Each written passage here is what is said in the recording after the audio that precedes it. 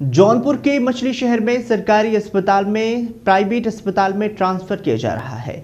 बेहतर इलाज के नाम पर जमकर धन हो रही है। जहां पर प्रदेश की योगी सरकार भ्रष्टाचार के खिलाफ भी लगातार प्रयास कर रही है, तो वहीं सरकारी अस्पताल में डॉक्टर द्वारा प्रदेश के मुख्यमंत्री योगी आदित्यनाथ की इस मुहिम को पलीता लगाते हुए नजर आ रहे हैं। और पीड़ित युवक कोतवाली मछलीपुर शहर ग्राम सभा निवासी रमेश कुमार मौर्य ने खजुरहट सरकारी अस्पताल की डॉक्टर पर गंभीर आरोप लगाते हुए कहा है कि सरकारी अस्पताल की डॉक्टर अमरेंद्र अग्रहरि को अपने माताजी सुदामा देवी को दिखाया था, जिसके बाद ही जब मैंने कहा कि अगर स्वास्थ्य अच्छा नहीं होगा तो डॉक्टर साहब की एक नंबर दिए पर ऊपर फ़ोन करके मड़ियाहू रोड पर बने प्राइवेट ESR अस्पताल में देखरेख कर अच्छे ढंग से इलाज होगा। इस तरह का आश्वासन दिए जाने पर सिर्फ 2 दिन में 16,500 रुपये का बिल बनाकर मेरे हाथ में थमा दिया।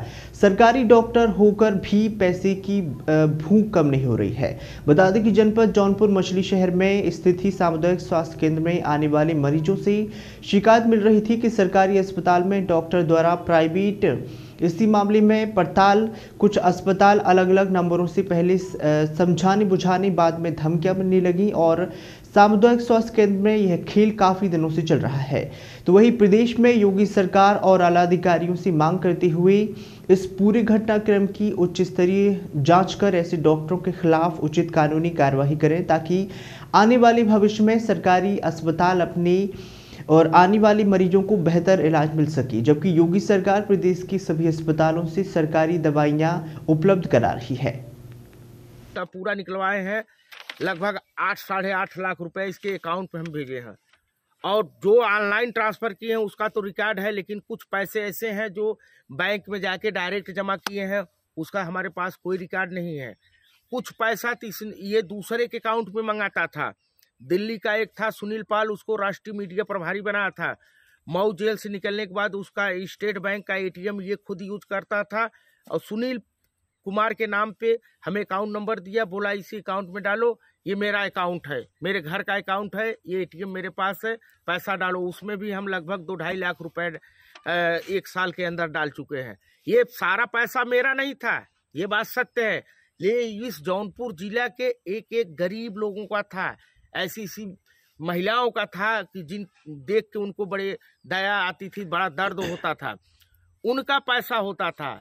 लेकिन हमारी मजबूरी थी इसके पास पैसा भेजना, क्योंकि ये पैसा जैसे ही लोगों से मीटिंग करता था, जो ब्लॉक वाले जिला वाले पैसा इकट्ठा करते थे, वो लोग हमसे पूछते भी रहते थे क्या आपने पैसा भेजा सर के पास, आपने पैसा भेजा। और ये गुलाब जायसवाल खुद लोगों से एक लोगों से बात करता रहता था कि कितना पैसा किस ब्लॉक से आया, ये पैसा अभी तक हमारे पास नहीं आया। जब तक हम उसको भेज नहीं देते थे तब तक दिन रात डंडा किए पड़ा रहता था।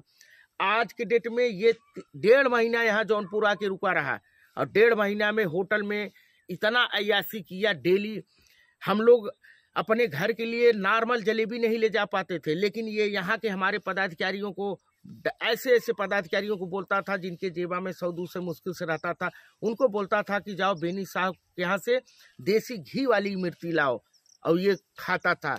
दिन भर में तो 150-200 रुपए का तो ये गांजा और भांग खाता था और कम से कम 200-250 रुपए का सिगरेट पीता था, और वही पकड़ लीजिए कम से कम 100 रुपए का तो रजनीगंधा खाता था दिन भर। खाना इसका दोनों टाइम खाना आता था। बेचारा जिला अध्यक्ष था सतीश चंद्र जी, वो अपने गाय का दूध बेच बेच उस पैसे से इसकी कितनी मदद किया है। लगभग 50,000 तो सतीश ने खर्चा किया है। दिन भर में 3 बार पर डे का नियम था, जैसे ही 3 बजता था दाना मंगवाता था, 4-5 बजते बजते छोला समोसा, उसके बाद दिन भर चाय। इस तरह से एक दिन का खर्चा हम लोग देखते थे तो 1,000, 2,000, 500, 1,500 ऐसे ही आ जाता था ये फालतू खर्चे। उसके बाद होटल का AC होटल में रहता था, पूरा उसका खर्चा। जहां मन करता था कभी मिर्जापुर, कभी काशी विश्वनाथ का दर्शन करने, कभी विंध्याचल, कहीं ऐसे ही होटल